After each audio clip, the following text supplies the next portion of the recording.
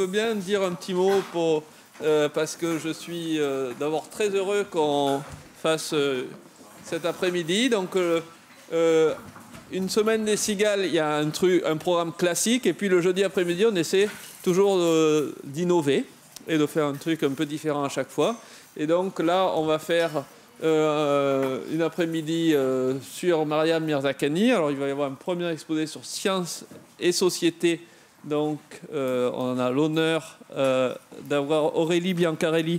Aurélie Biancarelli est adjointe au maire de Marseille et puis elle va vous présenter qui elle est exactement. Donc, je vous laisse la surprise.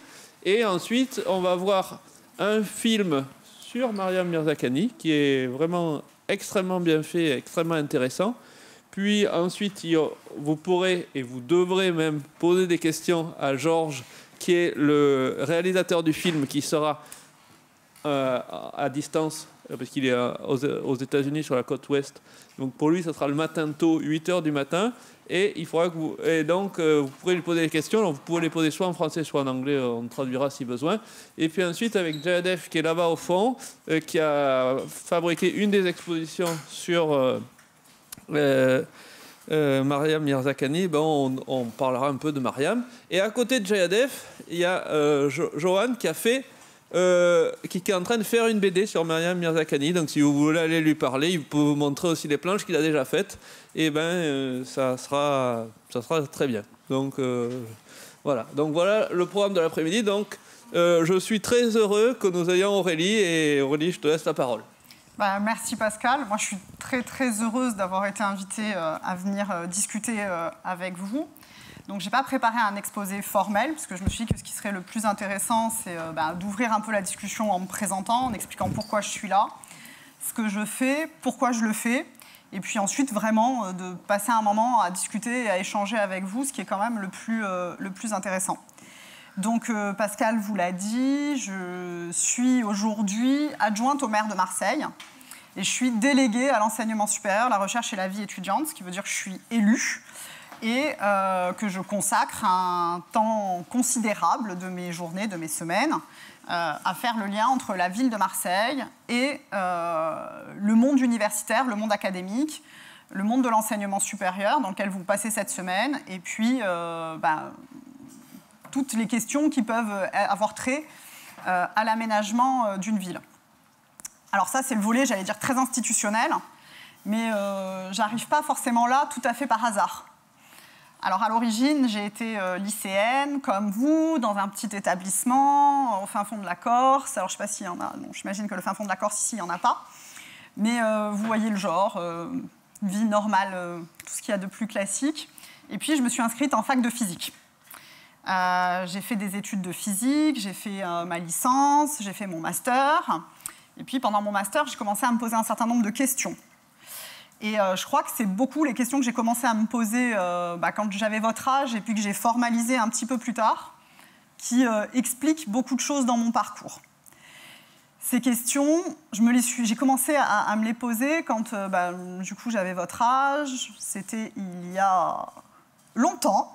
Du coup, je ne vais pas être désagréable avec moi-même, mais ça fait plus de 20 ans. Et donc, ces questions, elles avaient trait un peu à ce que j'apprenais sur les bancs, ce que j'apprenais au lycée, ce que j'apprenais en physique, ce que j'apprenais en cours de SVT, ce que j'apprenais en chimie. Je me rendais bien compte que derrière ce qu'on m'apprenait, qui était facile et à mon niveau, en fait, il y avait beaucoup de choses qui étaient beaucoup plus intéressant. Il y avait beaucoup de sciences que je ne comprenais pas encore, mais que j'avais envie d'aller voir. Et puis aussi, il y avait tout l'impact que ça pouvait avoir sur le monde dans lequel je vivais et j'étais en train de grandir. Une des questions qui m'a amenée aussi à m'intéresser à cette double...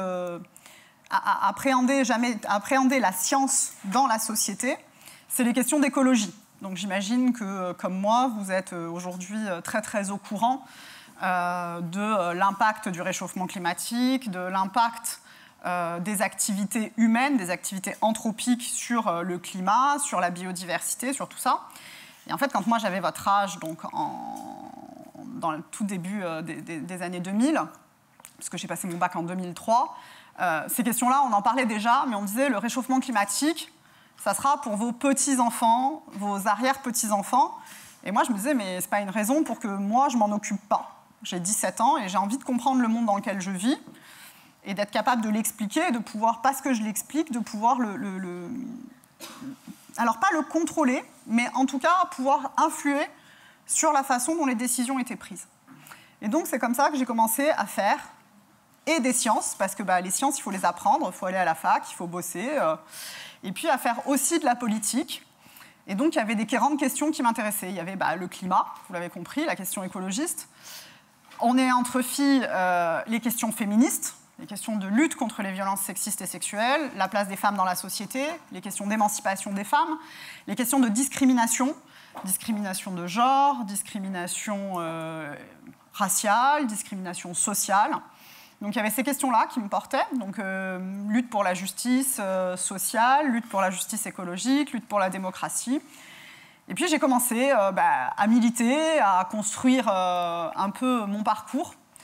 Et en arrivant à l'université, très rapidement, dès la fin de la licence, on avait un certain nombre d'UE qui étaient hyper intéressantes parce qu'en fait ça nous permettait de discuter avec des professionnels et de discuter aussi avec... on avait des espèces d'UE transversales où on pouvait aller interroger des gens qui faisaient autre chose et pas forcément des gens qui étaient de notre discipline. Donc moi, je suis allée interroger des journalistes. Je suis allée interroger des gens qui faisaient de la politique autour de moi. Puis on a commencé à discuter, des gens qui faisaient de la philo. Et puis je me suis dit que c'était quand même intéressant de...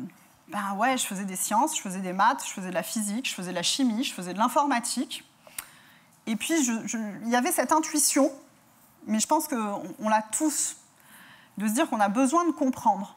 J'avais envie de comprendre, j'avais toujours des questions, et chaque fois que j'avançais sur une question, en fait, ça faisait naître de nouvelles questions. Alors un jour, j'ai eu un de mes profs qui m'a dit « Toi, t'es mûr pour la recherche ».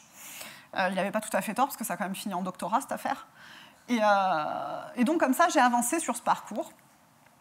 Et je me suis intéressée à un sujet de la physique qu'on appelle la matière condensée. Alors, je ne sais pas si vous avez une petite idée de ce que c'est que... Non, vous n'avez pas d'idée de ce que c'est que la matière condensée. Donc, la matière que vous avez là devant vous, vous le savez, vous l'avez appris au lycée, elle est constituée d'atomes. Et en fait, ces atomes, ils sont organisés entre eux. La chimie que vous étudiez au lycée, c'est finalement une science de la surface, c'est de regarder comment est-ce que les atomes vont interagir entre eux en surface. Donc ça, c'est une science qu'on... Alors, je le vulgarise, je vais très très vite. Mais ça, c'est une science qu'on connaît plutôt bien. 19e, 20e siècle, on a bien étudié la physique de la matière condensée. On comprend des choses de la physique de la matière condensée. On est capable d'analyser, d'aller regarder comment est-ce que la matière elle est organisée à l'échelle de l'atome. On a les moyens de sonder la matière avec tout un tas de dispositifs que vous étudierez vous aussi, je l'espère, si vous décidez d'aller en physique. La matière condensée, c'est hyper intéressant. Et puis à cette époque-là, on est en 2009, 2010, 2011. Il y a un débat qui émerge en France. Alors vous êtes beaucoup trop jeune pour vous en rappeler, ça fait vraiment vieille de dire ça. Donc je vais ressortir de cette séquence, je vais me sentir centenaire. À ce moment-là, il y a un débat qui émerge sur la place des nanosciences. Alors est-ce que vous avez déjà entendu parler des nanosciences et des nanotechnologies? Alors je vois des oui, je vois des non, donc je vais prendre 3 minutes pour raconter. Vous prenez un mètre, vous le divisez en 1000, ça fait un millimètre. Votre millimètre, vous le divisez en 1000, ça fait un micromètre. Le micromètre, c'est en gros la taille de vos cheveux. C'est l'ordre de grandeur des cheveux. Les cheveux, c'est de l'ordre de 100 micromètres. Quand on a les cheveux très épais, quand on a les cheveux moins épais, on est de l'ordre de 50 micromètres. 50 micromètres, vos yeux peuvent le voir. Le micromètre, c'est encore l'ordre du vivant. On est dans l'ordre de la taille de la cellule, on est dans l'ordre de la taille de la très grosse molécule, les grosses protéines, les grosses comme ça. On est dans des choses qu'on connaît. C'est ce que vous pouvez voir avec un micromètre quand vous regardez des cellules en SVT et que vous voyez les structures de la cellule. On est sur des choses qui sont de l'ordre du micromètre. Et quand vous divisez votre micromètre en 1000, on arrive au nanomètre. Donc c'est le milliardième de mètre. Le milliardième de mètre, en termes d'ordre de grandeur, c'est comme si je vous donnais la même échelle qu'entre un ballon de foot et la planète Terre. Entre nous et donc nous, on est à l'ordre du mètre, et le nanomètre, il y a cette même échelle de taille. Donc c'est vertigineux. À l'échelle du nanomètre, il se passe des nouveaux phénomènes, qui sont des phénomènes quantiques. Et je trouvais ça absolument fascinant, d'arriver à décrire ces phénomènes-là en utilisant un outil que je trouve absolument fabuleux et passionnant, parce que j'ai donc une vraie passion pour la physique, vous l'avez compris. Mais en fait, j'ai une deuxième passion, en plus de la physique, c'est les mathématiques. Et en fait, pour pouvoir expliquer les phénomènes quantiques, pour pouvoir décrire la matière à cette échelle-là, j'avais besoin de mobiliser tout un tas d'outils à ma disposition qui existent en mathématiques, et puis d'autres qui ont dû être développés à un moment donné de l'histoire des mathématiques et de l'histoire de la physique pour expliquer vraiment ça. Donc j'étais un petit poisson dans l'eau, c'était absolument formidable. Moi, je m'éclatais, je faisais une science tellement belle, tellement enthousiasmante, tellement sympa. Enfin, vraiment, j'avais que des superlatifs pour qualifier ce que j'apprenais à l'université. Et vraiment, c'était super. Et puis, à ce moment-là, on parle donc de molécules qui sont extrêmement petites et qui, en fait, sont partout autour de nous. Les nanotechnologies, elles existent déjà et elles sont déjà autour de nous. Elles sont, je vais vous donner un exemple grand public. Vous avez déjà vu chez Decat les chaussettes pour pas sentir des pieds quand on fait du sport. Je vois des sourires, tout ça. Tout le monde connaît les chaussettes de Decat. En fait, les chaussettes de Decat, c'est des chaussettes dans lesquelles il y a des nanoparticules d'argent. Parce qu'en fait, l'argent, c'est bactéricide à l'échelle nanoscopique. Et donc, en fait, ça empêche de puer. Vous avez d'autres exemples qui existent aussi dans votre vie au quotidien. Les médicaments, les molécules de médicaments que vous prenez sont des molécules qui sont à cette échelle-là. Vos parents conduisent probablement une voiture thermique qui dispose donc d'un pot catalytique. Et dans ce pot catalytique, pour catalyser donc en fait, votre moteur, quand il produit de l'énergie, vous brûlez du pétrole, ça produit du monoxyde de carbone. Et en fait, cette combustion-là, si on relâche du monoxyde de carbone, du CO, c'est un gaz qui a un effet de serre qui est très important et qui par ailleurs est toxique. Et donc en fait, on catalyse l'oxydation du monoxyde de carbone dans le pot catalytique. Donc catalyser l'oxydation du monoxyde de carbone, ça veut dire transformer du CO en CO2. Le CO2 qui est aussi un gaz à effet de serre, mais qui est moins toxique que le CO. Et donc, pour catalyser cette réaction-là, en chimie, on a dû, normalement, ça dépend si vous êtes en seconde ou en première, donc, mais normalement, la catalyse, vous avez dû voir, c'est quand en fait, on favorise certaines réactions pour en produire plus, certaines réactions chimiques. Et donc, par exemple, on met des particules d'or dans le pot catalytique, et dans votre pot catalytique, du coup, vous avez des nanoparticules d'or. Et donc, en fait, comme ça, partout, vous avez, en fait, dès à présent, et depuis très longtemps, des nanoparticules qui sont autour de vous. Est-ce que certaines d'entre vous font du sport, du tennis, du badminton? Est-ce que vous avez pratiqué des sports comme le vélo, le VTT? Est-ce que vous avez vu les vieux vélos d'il y a 10 ou 15 ans? Ouais, ils étaient lourds, ils n'étaient pas maniables, les raquettes de tennis, elles étaient lourdes. C'est horrible, c'était injouable.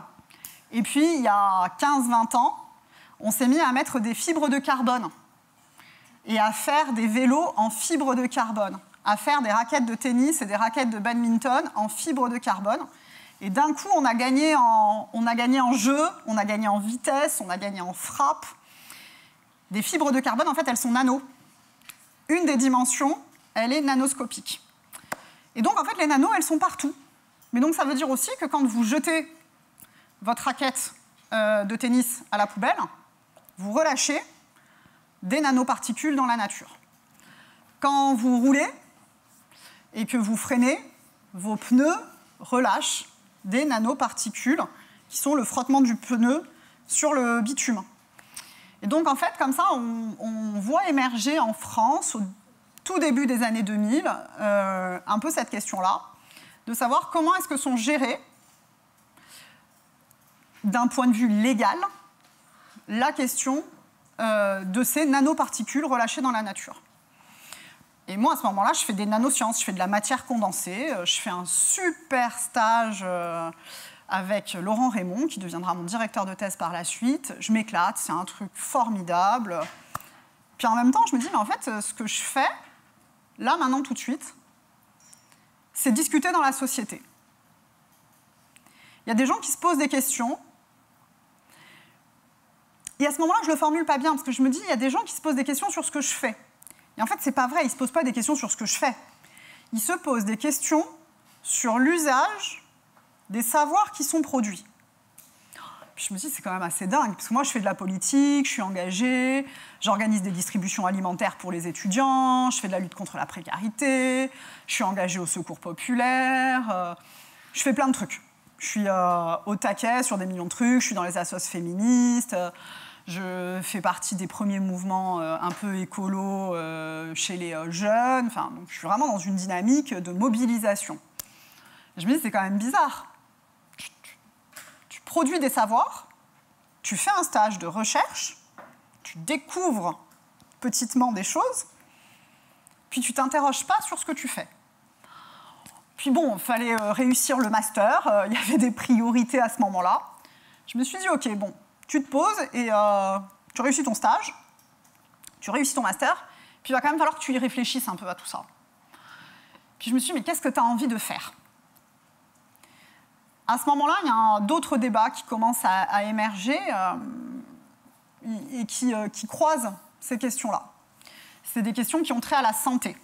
Quand on parle de santé, pour pouvoir vous soigner, pour pouvoir se soigner, pour que l'espérance de vie progresse autant qu'elle a progressé depuis les 2 derniers siècles, ben, en fait, derrière, il y a les progrès de la science et de la technique qui nous ont permis de vivre mieux, de vivre plus longtemps, de mieux nous soigner, de nous soigner tout court, en utilisant la démarche scientifique. Je me suis dit, quand même, il y a un sujet, Aurélie. En fait, la science, elle n'est pas tout à fait indépendante de la société dans laquelle on la produit. Et puis, même si les savoirs qu'on produit sont des savoirs en soi, on est à la recherche d'une forme de vérité quand on fait de la science. En même temps que je me disais ça, je me disais, mais la science que tu produis, c'est un outil qui peut être utilisé pour des choses très positives, et puis pour des choses pas forcément très, très positives. Et puis, j'ai commencé à me poser d'autres questions. Une des questions que je me suis posée, vous l'avez compris, la question de l'écologie m'intéressait beaucoup. Une des questions que je me suis posée, c'est celle de l'énergie. On vit dans une société où on utilise beaucoup d'énergie, on brûle beaucoup de pétrole, pas forcément pour des choses très, très intéressantes. Je me suis dit, mais est-ce que vraiment tu as envie de vivre dans un monde où on brûle du pétrole pour ça? Non, c'est pas comme ça que je vois les choses. Donc, ça m'a amené à me poser des questions.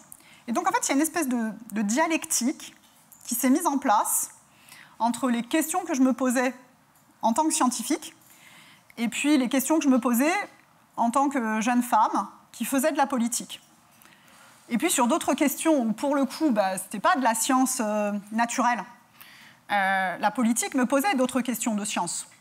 Quand j'étais dans les combats féministes, je me posais des questions sur l'histoire du féminisme. Je me posais des questions sur pourquoi est-ce que la société elle est patriarcale. Comment est-ce qu'on en est arrivé à cette organisation-là? Pourquoi, quand tu es une femme, tu es moins payée qu'un homme? Pourquoi, quand tu es une femme, c'est plus difficile de faire... tu as moins accès à certains postes, tu as moins accès à certaines responsabilités. Pourquoi est-ce que tu n'es pas reconnue alors que tu fais le même taf qu'un mec? Et donc, du coup, je me suis mis à m'intéresser à d'autres sciences. La sociologie, l'histoire, l'anthropologie. Pourquoi est-ce qu'on organise les villes comme elles sont organisées? Pourquoi est-ce que les villes ne sont pas plus accueillantes pour les femmes et les enfants? Une ville à taille d'enfant, c'est très impressionnant. C'est vraiment quelque chose qui ne marche pas. Et donc, en fait, ça mobilise d'autres sciences. C'est de l'urbanisme, c'est de la sociologie. Et donc, en fait, ça m'a aussi fait bouger sur quelle était ma définition, non pas de la science, mais des sciences. Et donc, ça m'a amené à me positionner non plus seulement en tant que physicienne, non plus seulement en tant que personne qui faisait de la physique théorique, mais à me repositionner et à me dire, finalement, les questions que tu te poses, c'est celle de ce moment d'interaction entre la science et la société. Comment est-ce que la science, les sciences, irriguent la société par leur savoir? Comment est-ce que ces savoirs peuvent être des objets émancipateurs? Et puis, de l'autre côté, comment est-ce que la science qu'on produit, elle est aussi impactée par la société? Parce que c'est vrai qu'il y a des choses que la société accélère. On prend un exemple tout bête, mais en histoire géo, normalement en classe de 3e, vous avez dû entendre parler d'un truc qui s'appelle le projet Manhattan. Mais l'industrie militaire a objectivement influencé la production de savoirs scientifiques et techniques. Il y a eu, dans des périodes de l'histoire, des moments où la société a fait le choix d'influencer telle ou telle technique et de pousser l'investissement sur telle ou telle technique. Et donc je me disais, finalement, il y a quelque chose qu'il faut que tu réfléchisses.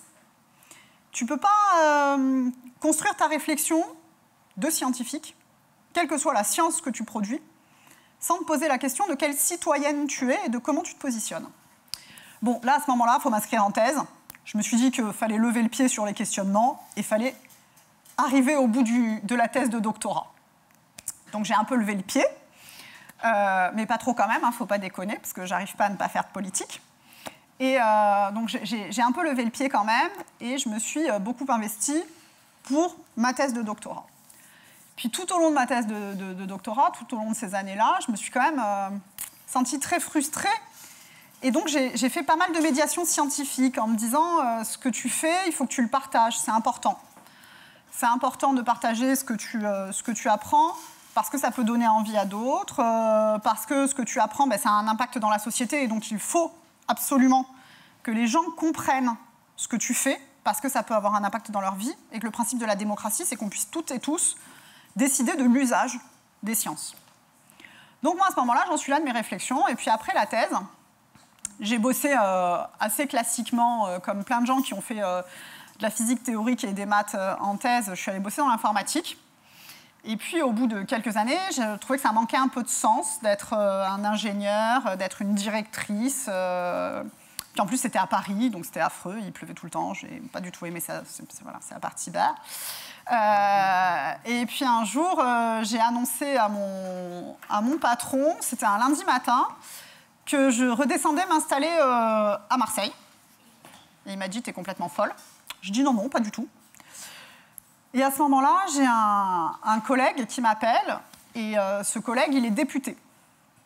Ce collègue, il s'appelle Pierre Daréville, c'est quelqu'un que je connais depuis très longtemps, avec qui j'ai fait de la politique. Et Pierre me dit, voilà, je suis très embêtée, Aurélie, je viens d'apprendre que je suis nommée pour siéger en commission spéciale de révision de la loi de bioéthique. Donc la loi de bioéthique, c'est une loi qui en France existe, qui est assez unique dans le monde. Et cette loi, elle a une spécificité, c'est qu'elle encadre les activités médicales sur l'usage des sciences. Par exemple, ça encadre le don d'organes, ça encadre la procréation médicalement assistée, ça encadre la recherche génétique, ça encadre la recherche sur l'embryon. Et toutes ces recherches-là, elles ont un impact sur notre santé.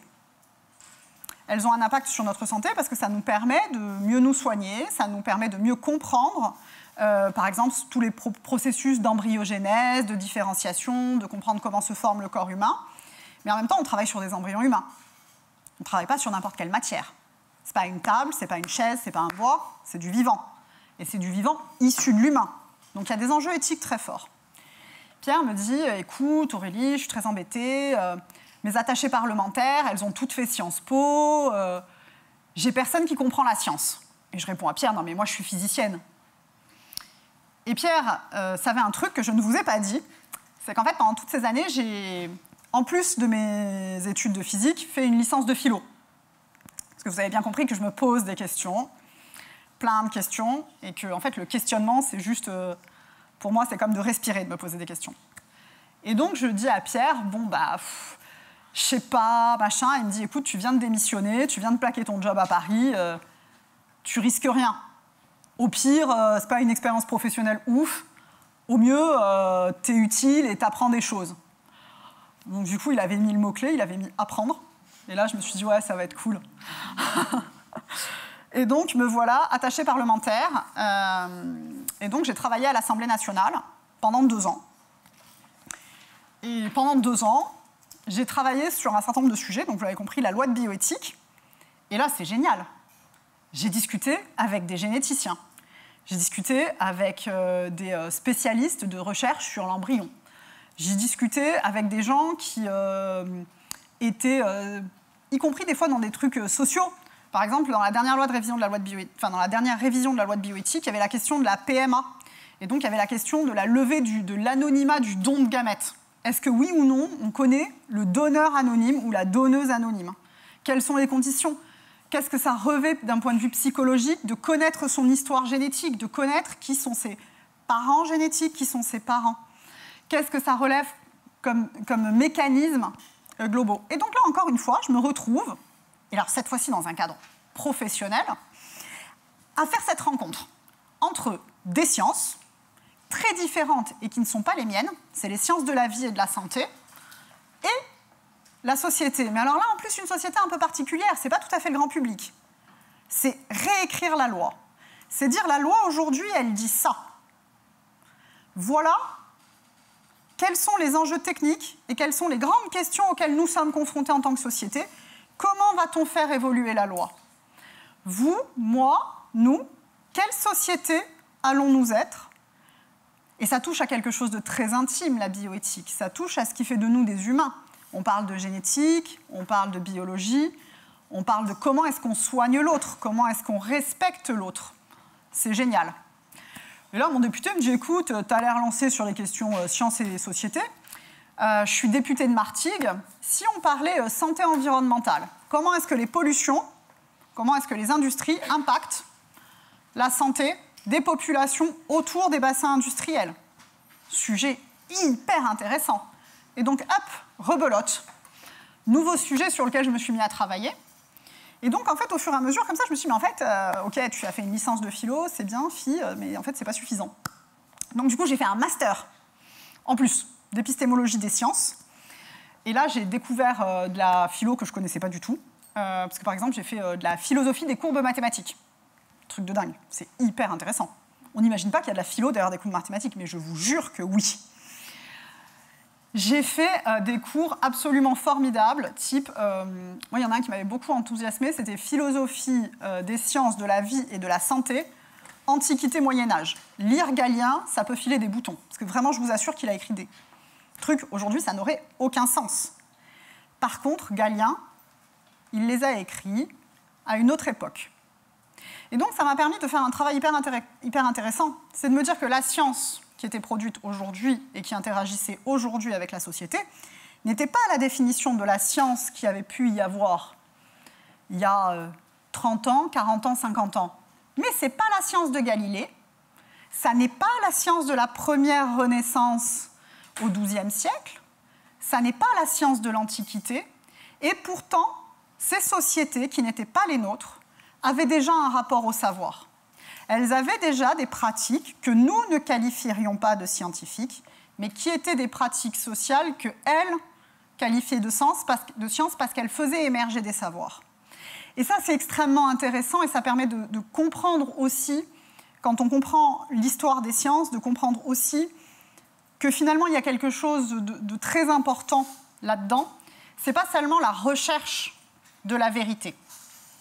Aujourd'hui, on fait des sciences dans cette démarche de comprendre comprendre une forme de vérité. Une recherche, à un moment donné, c'est ça. C'est être capable de décrire au plus près une forme de vérité. Et donc, ce qui nous caractérise, quelle que soit notre discipline, qu'on soit mathématicien, que je sois physicienne, que j'ai ma casquette de philosophe, d'épistémologue, ce qui nous caractérise, c'est une démarche commune. C'est une volonté commune de décrire un phénomène pour le comprendre. Ce qui est intéressant, et c'est là où je pense qu'il faut vraiment qu'on mesure bien tout l'intérêt de la science, des sciences, c'est que ces savoirs, ils peuvent être utilisés de plein de façons différentes. Ce qui est très important, c'est de mesurer à quel point il faut les partager, parce que quand on les partage, et je crois que c'est vraiment ça, je pense, le message le plus important, c'est que quand on les partage, quand on est tous et toutes capables, non pas d'être tous physiciens, médecins, historiens, mais qu'on a tous suffisamment de culture, suffisamment de curiosité, et qu'on comprend comment est-ce que ces savoirs ont été produits, alors on est en capacité de questionner non pas le savoir, mais l'usage qui en est fait. Alors, je vous donne un exemple. Comme ça, on est d'accord. La question, ce n'est pas de savoir si oui ou non, la fission de l'atome dans un réacteur nucléaire, ça produit de l'énergie. Casser des atomes dans un réacteur nucléaire, ça produit de l'énergie, on le sait. Ça, c'est la science. La technique dit comment est-ce qu'on casse des atomes dans un réacteur nucléaire pour produire de l'énergie, récupérer cette énergie, et on peut améliorer le rendement, on peut améliorer la technique, etc. Ça, c'est les sciences et les techniques.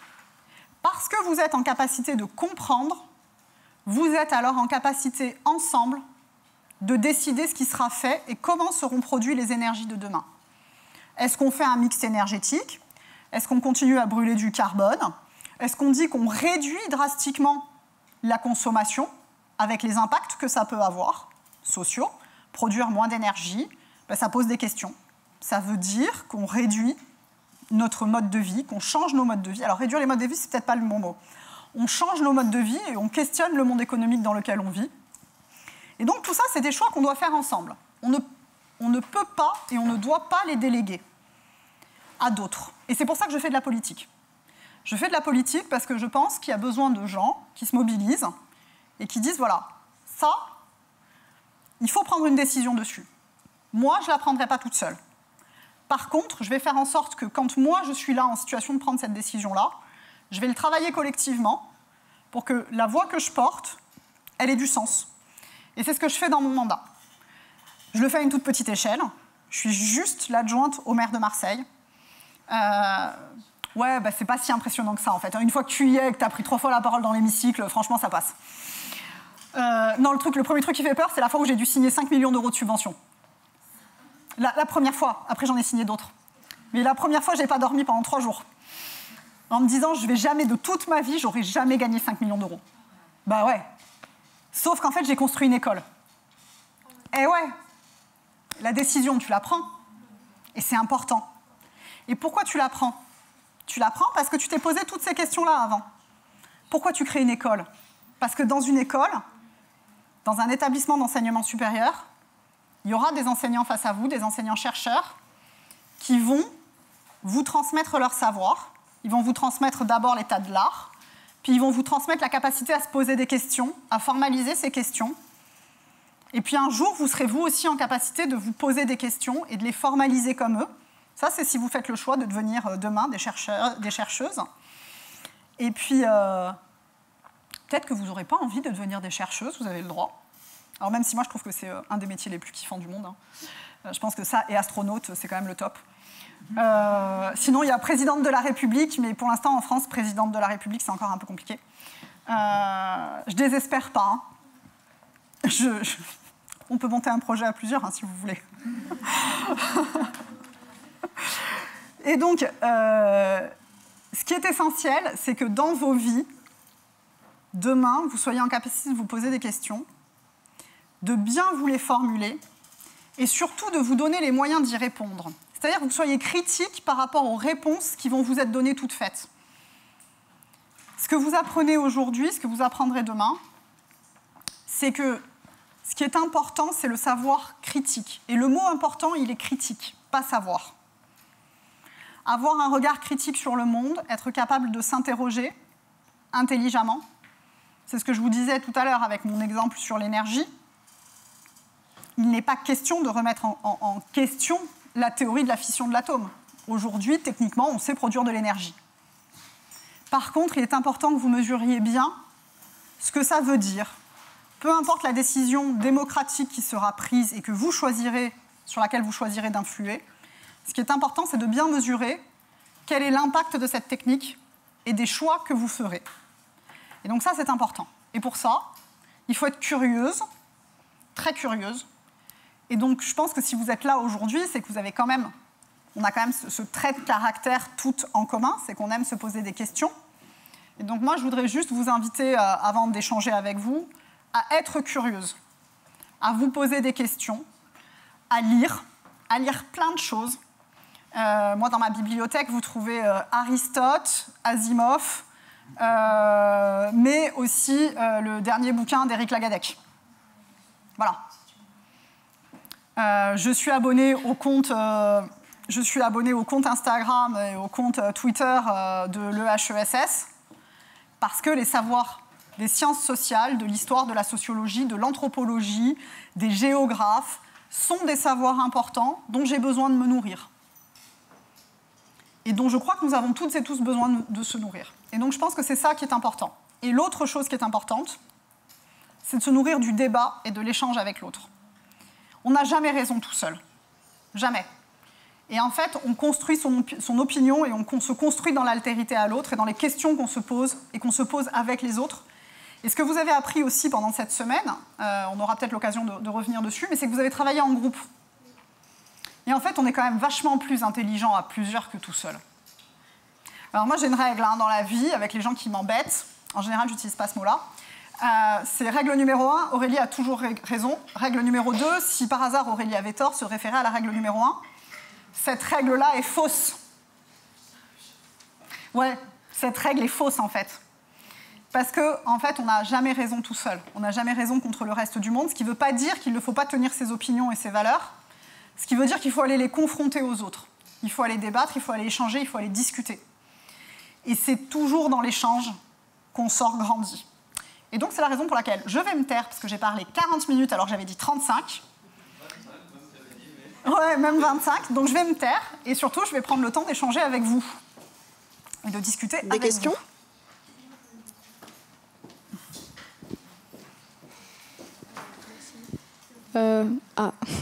Du coup, je voulais juste savoir, pour être dans un conseil ou un office parlementaire qui parle des choix scientifiques, il faut forcément avoir fait des études scientifiques ? Non. Non, par exemple, au Conseil consultatif national d'éthique, il y a des médecins, il y a des généticiens, il y a des chercheurs en sciences de la vie et de la santé, mais il y a aussi des philosophes, il y a des anthropologues. Donc en fait, non, il n'y a pas forcément besoin d'avoir fait des maths, de la physique et des SVT. Pour être à l'OPEXT, donc l'OPEXT, c'est l'Office parlementaire des choix scientifiques et techniques, c'est à ça que tu faisais référence. Il y a des députés et des sénateurs qui ne sont pas du tout des scientifiques. Hein. Pas du tout, du tout, du tout. Par contre, ces gens discutent des choix qui doivent être faits. Alors moi, je trouve que l'OPEXT, en fait, c'est mal formulé. On ne devrait pas discuter des choix scientifiques. On devrait discuter de l'usage des sciences. Qu'est-ce qu'on choisit de faire de la science? Qu'est-ce qu'on choisit de faire des savoirs? Et donc là, pour le coup, ça nous concerne tous. Par contre, là où je suis très très ferme, et ça, c'est un truc sur lequel je suis intransigeante, la liberté académique. Personne ne doit dire à un chercheur ou à une chercheuse son sujet de recherche. Il nous appartient. C'est le nôtre. Et le savoir qu'on produira, il sera de toute façon utile à l'ensemble de la communauté humaine. Et donc, pour le coup, c'est pour ça que je pense que c'est très important de préserver cette liberté académique, de diffuser les savoirs qui sont produits, pour qu'ensuite, la société puisse dire ben, nous, on va utiliser ça, on va faire ça. Et puis que parfois, la société, elle a quand même aussi le droit de nous dire là, il y a un sujet, et oh les gars, et oh les meufs, qui cherchent sur ça, ça serait bien, là, on va vous filer un petit coup de pouce, on va mettre, voilà, on va mettre un peu le paquet sur un sujet ou deux. Par exemple, il y a eu des sujets qui ont bien fonctionné comme ça, par exemple le thon rouge en Méditerranée, quand la crise de la biodiversité sur la question du thon rouge spécifiquement en Méditerranée a été identifiée, la Commission européenne a surfinancé, en même temps qu'elle contrôlait le thon rouge, elle avait surfinancé une partie de la recherche en océanographie en Méditerranée pour comprendre les dynamiques. Voilà. Mais ils n'ont pas dit aux chercheurs, t'arrêtes de chercher et tu vas chercher sur le thon rouge. Donc c'est un équilibre à construire. Je ne sais pas si j'ai répondu à ta question. Ah, attends. Je donne le micro. T'entendras mieux, du film. Est-ce que vos études de philosophie, elles vous ont aidé durant tout ce parcours? Ouais. Donc c'est en fait, est-ce que grâce à ça, vous avez pu, par exemple, avoir des avancées psychologiques ou genre, par exemple, parce que vous avez dit que vous travaillez aussi dans le social énormément, est-ce que ça vous a aidé en fait à vous rendre compte de certains de sujets ou d'avoir beaucoup plus de recul qu'une personne qui n'aurait pas fait de la philosophie? Alors, je sais pas, je pense qu'avoir des bases de philo, c'est indispensable pour tout le monde. Parce qu'en fait, se poser des questions, c'est important. Et que la philo, c'est ça qui est intéressant quand on fait de la philo, c'est de créer un... Et surtout aussi d'avoir les références pour pas à chaque fois réinventer le fil à couper le beurre. Il y a des choses qui sont importantes, il y a des choses qui ont déjà été écrites, qui ont déjà été dites, qui ont déjà été travaillées. Quand on pense par exemple à la question de la démocratie. Et donc oui, comme je m'intéresse beaucoup à ces questions-là, oui, ça a été un point d'appui pour moi intellectuellement, vraiment, d'avoir ce point d'appui pour comprendre finalement les dynamiques démocratiques, les dynamiques politiques, les dynamiques économiques, parce que je ne suis pas économiste. À ce moment-là, je n'ai pas fait d'histoire. Pour faire de l'histoire, il a fallu que j'attende d'arriver en master d'épistémo. Donc du coup, ça m'a vraiment aidé, la philo. Après, à titre personnel, oui, la philo, ça m'a aidé. Faire de la philo, et là je parle vraiment de Aurélie, l'individu, pas l'adjointe au maire, pas le... Oui, parce qu'en fait le monde il est compliqué, parce qu'en fait la vie elle n'est pas simple, parce qu'en fait quand on grandit on se pose plein de questions sur l'amour, le bonheur, le beau, le pas beau, le monstrueux, sur la vie, sur la mort, sur qui on est, sur qui est l'autre, sur comment est-ce qu'on pense, pourquoi est-ce qu'on pense ça et comment est-ce qu'on le pense, comment est-ce qu'on échange avec l'autre. Et en fait, la philo, c'est vraiment quelque chose qui m'a donné c'est des lectures qui m'ont donné des clés pour moi, vraiment. Après, il y a des philosophes qui m'ont plus plu que d'autres. J'ai des préférences, c'est très évident. Il y a un philosophe qui m'a beaucoup marqué et que j'ai lu en fait assez tard, qui s'appelle Lucien Sève. Et d'ailleurs, mon projet de recherche concerne en partie les travaux de Lucien Sève. Donc oui, c'est vraiment quelque chose qui est... Moi, j'invite tout le monde à lire Voltaire, à lire Rousseau, à lire Kant, à lire Marx, à lire Keynes... parce qu'y compris, vous avez des économistes, vous avez des... En ce moment, je suis en train de lire Georges Dubu, qui est un historien. Je suis en train de lire Antoine Casanova. Antoine Casanova, c'est un historien qui a travaillé sur la place de l'outil. C'est hyper intéressant, l'outil. L'outil, vous en avez un en permanence dans votre poche, votre téléphone portable. Comment est-ce que l'outil change votre vie? Comment est-ce que vous l'utilisez? Comment est-ce qu'il interagit avec vous, entre vous et le reste du monde? C'est passionnant. C'est pas que des questions techniques, c'est aussi des questions de philo. Donc oui, faire de la philo, c'est top. Je valide le projet. Encore une question, là. Tu sais, on enregistre, donc c'est bien qu'on t'entende aussi. Vous avez dit que vous travaillez au conseil municipal. Ouais. En fait, j'ai gagné pour être une candidate au conseil municipal des jeunes. C'est super. Merci. Et est-ce que ça va m'aider pour connaître un peu sur ce domaine? Bien sûr. Alors, dans le conseil, moi, je ne travaille pas sur le conseil municipal des jeunes. Moi, je travaille sur le conseil marseillais de la vie étudiante. Donc, mon collègue qui suit le conseil municipal des jeunes, il s'appelle Eddy Ramdan. L'idée du conseil municipal des jeunes, c'est de vous donner un espace pour que vous puissiez vous exprimer, pour que vous puissiez aider la municipalité à identifier vos besoins et que vous puissiez prendre des décisions. Alors moi, le Conseil marseillais de la vie étudiante, il est organisé un petit peu différemment. Et pour répondre à ta question, oui, ça va t'apporter quelque chose. D'abord, tu vas rencontrer des jeunes de tout Marseille, un peu comme la dynamique que tu es en train de vivre ici. Tu vas pouvoir échanger sur tes problématiques, sur les leurs. Tu vas pouvoir participer à plein de choses. En fait, le Conseil municipal des jeunes, il est invité à plein de trucs. Vous allez nous voir tout le temps. À la fin de ton mandat, tu ne nous supporteras plus. Tu vas voir le maire de Marseille, tu vas aller au vœu du maire de Marseille, tu seras invité au 14 juillet, tu seras dans la tribune officielle.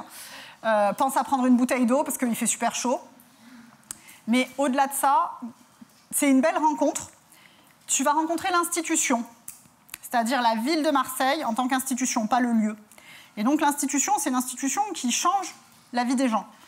L'institution, nous, par exemple, on construit des écoles, on fait de la rénovation urbaine. Moi, par exemple, dans ma délégation, je finance des repas gratuits pour les étudiants précaires. Je finance du logement pour les étudiants, pour que quand vous soyez étudiante dans quelques années, vous puissiez partir de chez vos parents. Alors clairement, vous me direz dans quelques années, Aurélie, t'en as pas financé assez? Oui, je sais. Mais en fait, à budget contraint, c'est ça aussi l'institution. C'est de dire que la masse d'argent, aujourd'hui, elle est contrainte. Et comment tu prends la décision, qu'est-ce que tu priorises, comment tu le priorises et qu'est-ce que tu fais. Donc tu auras l'occasion d'échanger avec des élus. Et c'est une expérience super enrichissante.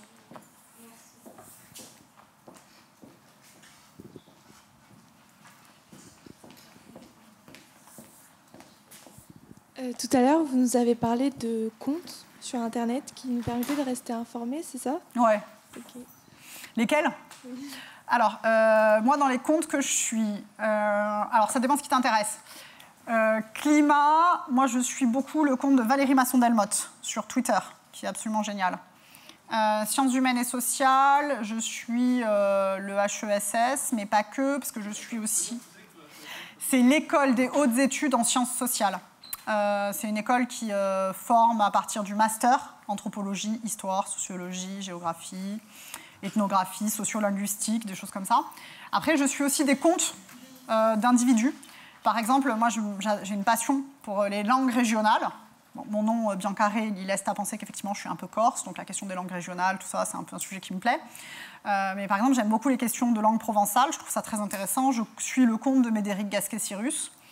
Quand j'étais petite, je rêvais d'être astrophysicienne. Donc, comme ça, je suis un certain nombre de comptes d'astrophysiciens et d'astrophysiciennes. Il y a Astrogirl qui est pas mal. Comment elle s'appelle? C'est Lucie Le Bouleux. J'aime bien. Il y a Éric Lagadec, comme compte Insta, qui fait des trucs assez cool. Il a même réussi à vulgariser les ondes gravitationnelles, ce qui était quand même pas le truc le plus simple. La plupart sont aussi... c'est Lucy in the Sky, Lucie Le Bouleux. Ce qui est quand même... Voilà, c'est plutôt cool. Qui y a encore dans les gens qui sont un peu cool, qui font des trucs cool? T'as toujours France Culture, qui est pas mal à suivre. Écologie, j'aime bien l'association Bloom. Et en fait, voilà, après, ça dépend un peu de tes centres d'intérêt, de ce que tu as envie de suivre ou de ce que tu n'as pas envie de suivre. Moi, je sais que j'aime bien les formats un peu disruptifs, qui sortent un peu du cadre. Donc après, ouais. Par exemple, il n'y a pas très longtemps, j'ai vu un super documentaire sur le capitalisme qui était diffusé sur Arte et qui a été écrit et réalisé par un historien de l'histoire contemporaine des États-Unis. C'était hyper intéressant. Mais voilà, après, j'ai plein. Mais si tu veux, je te file... Enfin, c'est pas difficile après. Encore une question? Il y avait une main. Ah. Non. Non, plus? Ah, si, encore une dernière question.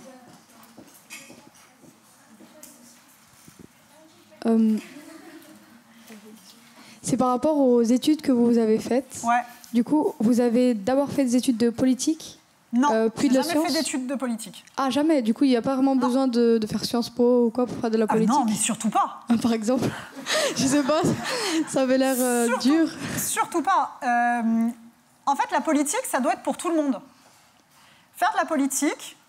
Alors, il y a les sciences politiques. Les sciences politiques, ça consiste à étudier l'organisation et comment ça fonctionne. Mais la politique, on en fait tous le jour où on va voter. Et donc, en fait, la politique, il faut que ce soit pour tout le monde. Moi, j'ai commencé la politique, en fait, très tôt. J'ai commencé la politique, j'avais 8 ans. Et j'ai commencé la politique parce que mon instituteur a tenu des propos racistes. Et j'avais 8 ans, et je me suis mise dans une colère d'un autre monde. J'ai refusé, enfin, j'ai foutu le bordel en classe. Ils ont été obligés d'appeler ma mère. Et il a fallu 3 semaines pour me convaincre de retourner à l'école parce que je ne voulais pas d'avoir un maître d'école raciste. Et en fait, je crois que c'est ça, faire de la politique. C'est de se dire que ces indignations, ces colères, tu les mets au service des autres et tu fais avec les autres en sorte de faire changer le monde. J'aime beaucoup la poésie. Et il y a une série de poètes que j'aime beaucoup, c'est le mouvement surréaliste. Et les surréalistes se sont organisés. Et il y a un texte qui s'appelle le Manifeste du surréalisme, qui est absolument magnifique, qui est un peu long, un peu dur. Et dans le Manifeste du surréalisme, il est écrit « Transformer le monde », a dit Marx, « changer la vie », a dit Rimbaud, pour nous, ces 2 mots d'ordre n'en font qu'un. Moi, ce que je veux, c'est transformer le monde pour changer la vie des gens. Parce que j'aime pas le monde dans lequel on vit. J'aime pas le racisme, j'aime pas les discriminations, j'aime pas les écocides, j'aime pas le patriarcat. Voilà, j'aime pas ce monde-là. Il ne me convient pas. Ce monde-là, il n'est pas juste. Ce monde-là, il tape sur les plus faibles et il crée les plus faibles. Ce monde-là, j'en veux pas. Donc ce monde-là, je m'organise pour le transformer, pour changer la vie des gens. C'est ça, faire de la politique. Et donc, il n'y a pas besoin de faire Sciences Po pour faire ça. Pour ça, il faut de l'énergie, beaucoup. Beaucoup de café. Beaucoup d'envie. Beaucoup d'envie de partager avec les autres. Ça, c'est important.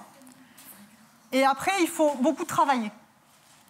Parce que oui, pour arriver à faire tout ça, il ne faut pas juste arriver et dire, ben voilà, moi maintenant je suis élu, allez, je change les choses. C'est pas vrai, hein.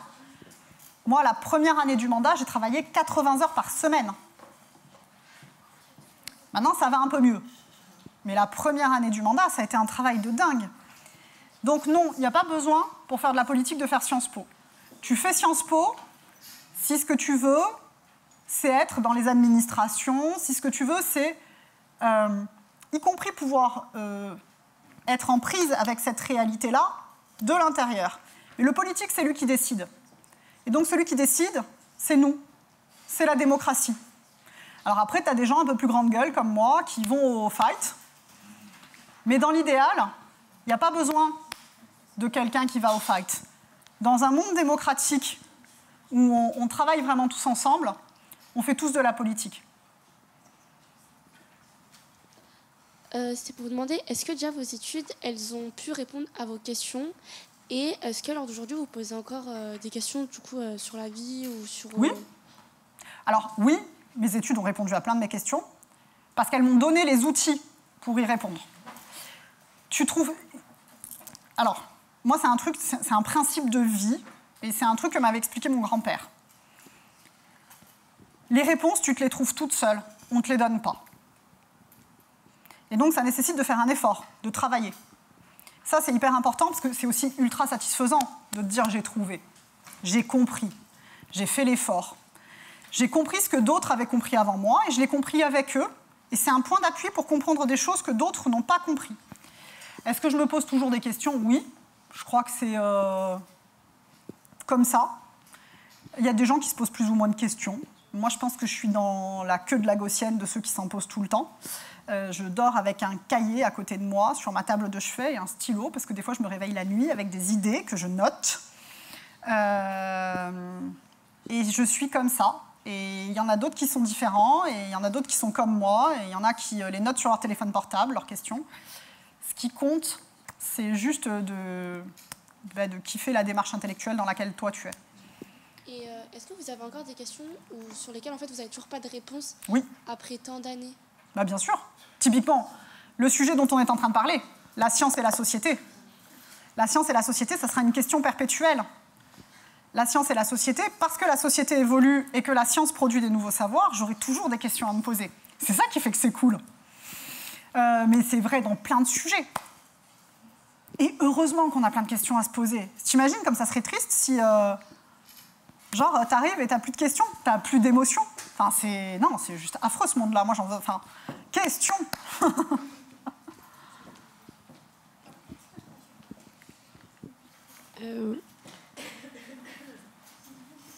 Moi, j'ai deux questions. La première, est-ce que vous aimeriez bien écrire un livre ou est-ce que vous en avez déjà écrit un? Et la deuxième, c'est est-ce que le monde politique idéal, selon vous, il existe ou est-ce qu'il est réalisable? Alors, je crois que tu poses deux des questions les plus difficiles pour moi. Alors, est-ce que j'écris? Oui, j'écris beaucoup.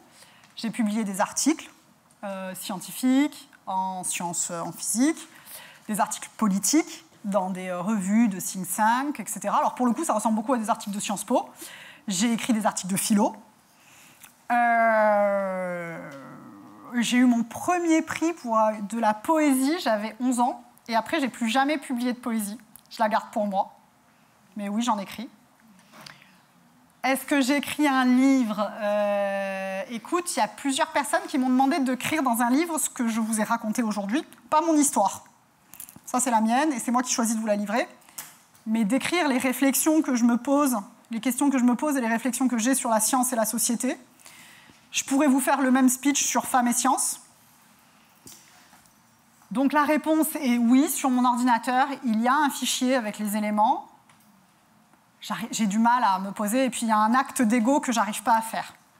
Me dire, j'ai mon nom sur un livre, alors tu me diras, j'ai déjà mon nom sur ma thèse.